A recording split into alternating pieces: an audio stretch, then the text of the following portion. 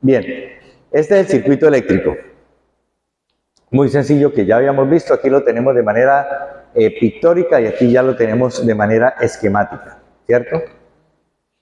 Y este es el principio. Aquí nosotros estamos trabajando con corriente continua. ¿Quién nos provee la corriente continua?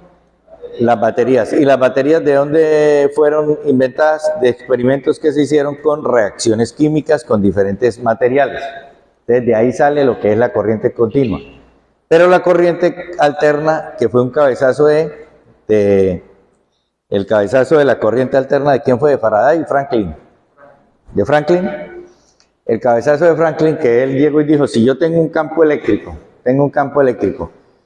y coloco un elemento metálico, un pedazo de cable, y lo empiezo a hacer mover, en estos dos terminales, ese movimiento, atravesando este campo magnético, genera que haya una diferencia potencial o una fuerza electromotriz en estos dos terminales. O sea, con ese cabezazo que se pegó el man que encontró esa vaina, nos tiene aquí echándonos aire acondicionado.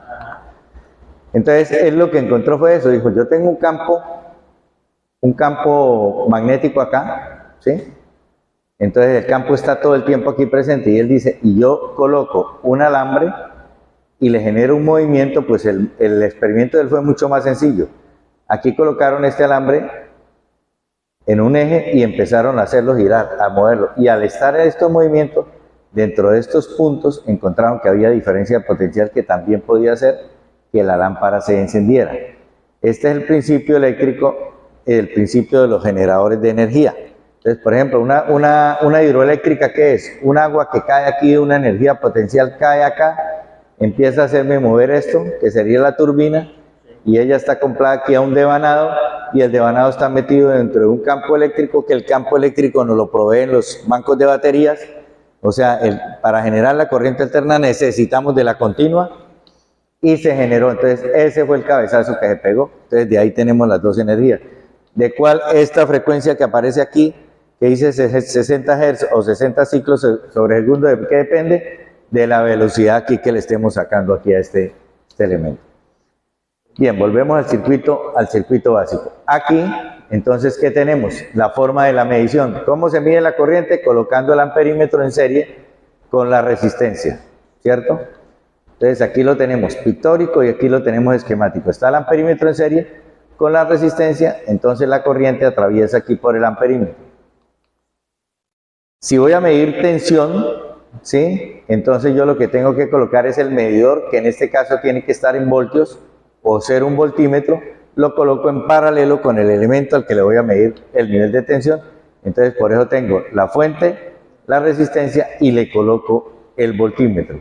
En este caso el voltímetro debe tener una impedancia muy alta o muy baja. Para recordar nuestra teoría de circuitos. Si yo coloco aquí el voltímetro, este voltímetro tiene que representar digamos una resistencia muy alta o muy baja. ¿Quién dijo yo, Carlos?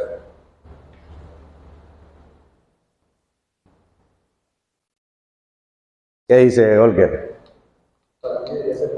Y en este caso, el amperímetro que está atravesado aquí tiene que ser una resistencia muy alta. Él representa una resistencia muy alta o muy baja.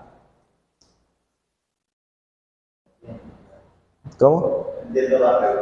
Es que el elemento de medida, al quedar inmerso dentro de un circuito, él tiene que poder sacar información del circuito, pero tratar de afectarlo al mínimo. O sea, aquí la resistencia debe ser bajísima. Entonces, ¿qué pasa? Aquí la resistencia debe ser 0 para que él sea como si fuera el cable pasando derecho. Sí, como si él fuera el conductor. Entonces, el amperímetro, cuando tal vez ustedes no alcanzaron, en mi época sí nosotros veíamos los amperímetros. En mi época el amperímetro sí se le podía ver la bobina, entonces la bobina del amperímetro era un cable gruesísimo. ¿Por qué? Para hacer baja la resistencia y no dañarme la medida. Para descansar se pone bobinar en la casa. Sí, entonces listo, esa es la cosa. Pero el voltímetro, la resistencia tiene que ser altísima para que la corriente no se me vaya por aquí.